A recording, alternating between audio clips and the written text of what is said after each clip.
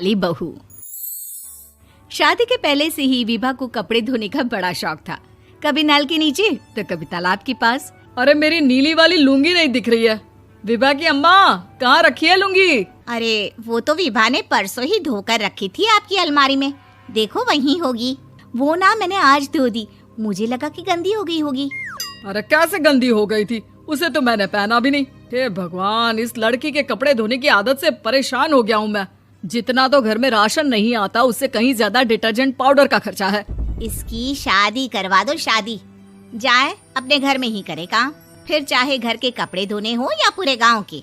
हाँ ठीक बोल रही हो, देखता हूँ मैं कोई लड़का। वो दिन भी आ जाता है जब विभा को देखने लड़के वाले आ जाते हैं। लड़की मुझे अच्छी लगी। होने वाली सास कहती है, बेटी अगर कुछ पूछना है तो पूछ लो। वैसे तो हमारी लड़की बहुत ही शर्मीली है, जो बोल दो वो मान लेती है, इसे क्या पूछना होगा। अरे कैसी बात कर रही हो माँ, मुझे इन लोगों के घर रहना है, सवाल तो कई है। हाँ हाँ बेटा, पूछ लो ना, क्या पूछना है। आप लोगों के घर कपड़े कौन धोता है? सास का मुंह बन जाता है। देखो, अगर तुम ये कहना चाहती हो कि तुम्हें कपड़े धोने नहीं आते तो सुन लो, कपड़े मैं ही धोती हूँ, लेकिन तुम्हारे आ जाने के बाद मैं रुमाल तक नहीं धोऊंगी। अरे चुप रहना भाग्यवान, बहू बेचारी घर आई नहीं, उसे डराना शुरू कर दिया। वो क्या है ना बिटिया, अभी तक तो ये कल्लू की माँ ही धोती थी, लेकिन अब तुम्हारे पापा तो दहेज में वॉशिंग मशीन देंगे ही। तभी विभा की माँ बोल पड़ती है, सवाल भी पूछा तो क्या। वैसे भाई साहब, मशीन की तो फिर भी कपड़े धोने की कैपेसिटी होती है, मतलब जो बिटिया दे रहे हैं ना विभा, इसे कपड़े धोने का बहुत शौक है। ये आप लोगों के क्या, आस पड़ोस गांव मोहल्ले सबके कपड़े धो दे और उफ तक ना करे। बाहर देखा नहीं आपने कितने कपड़े सूख रहे हैं, सब हमारी बिटिया ने ही तो धोए हैं। बस भी करो ना माँ, शर्म आ रही इतनी तारीफ सुनकर। और तो और एक दाग निकाल कर दिखाओ तो मान जाओ। हाँ अच्छा अच्छा, माफ करना बेटा, मैंने गलत समझा। हमें तो रिश्ता बहुत पसंद है। और ऐसे जुड़ जाता है रिश्ता कपड़े धोने का शौक रखने वाली विभा का। उसकी शादी हो जाती है कोयला फैक्ट्री में काम करने वाले कल्लू के साथ। शादी के बाद अचानक विभा चिल्लाती हुई सास के पास आती है। सासू माँ, अरे सासू माँ कहाँ है आप? ये तो धोखा है, धोखा दिया आप लोगों ने मुझे। इसे ससुर के चक्कर के बारे में पता चल गया। अरे तो उसमें तुझे क्यों धोखा मिला है? अरे नल में पानी नहीं आता, कपड़े कैसे कब धुलेंगे? अच्छा अच्छा, तू पानी नहीं आ रहा उसकी बात कर रही है। तो आपने क्या सोचा? कुछ नहीं। अच्छा, तेरी माँ ने कहा था कि कपड़े धोने का शौक है तुझे, याद आया मुझे। शौक शौक बोलकर कपड़े धोने वाले मेरे जुनून को कम ना आके सासू माँ, कपड़ा धोना मेरा गुरूर है। तभी पति भी वहाँ आ जाता है। अभी अभी मैंने इसे सनी देओल की फिल्म दिखाई है, उसी के डायलॉग मार रही है माँ। अच्छा सुन, साफ साफ बता रही हूँ, पानी सुबह 4 से 6 और शाम को 10 से 12 आता है, समझी?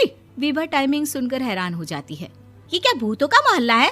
सुबह 4 बजे उठकर कौन कपड़े धोता है? 4 बजे टंकी में पानी जाता है, फिर सारा दिन धोना ना, किसने मना किया?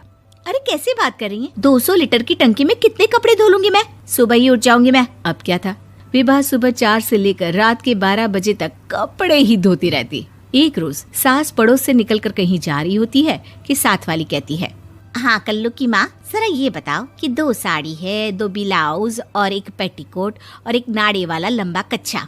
हाँ तो? अरे तो क्या, कितना लोगी धुलाई ये बताओ। धोबन दिख रहे हैं हम क्या? हमारे पति सरकारी नौकरी से अभी अभी रिटायर हुए हैं और बेटा सुपरवाइजर है कोयला फैक्ट्री में। धोबन समझ रखा है हमें। हाय रे कल्लू की अम्मा, माफ कर दो, वो तो मोहल्ले में यही सब बता रहे थे कि तुमने बहू को कपड़ा धुलवाने के काम में लगा दिया है। सास को पड़ोसन की बात सुनकर गुस्सा आ जाता है। वो घर पहुंचती है जहां घर के बाहर ही इतने सारे कपड़े सूख रहे होते हैं जितने कि किसी धोबन के घर पर। अरे ओ कल्लू की दुल्हन, बाहर निकल।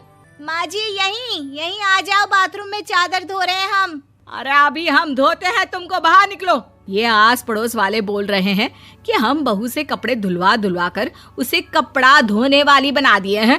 अरे छोड़ो ना माँ जी, किन लोगों की बातों में आती हो? आस पास के लोगों का तो काम ही होता है कि वो किसी तरह सास बहू को लड़ा दे। बहू सारे घर के कपड़े धोती है, ये क्या कम है? बोलिए।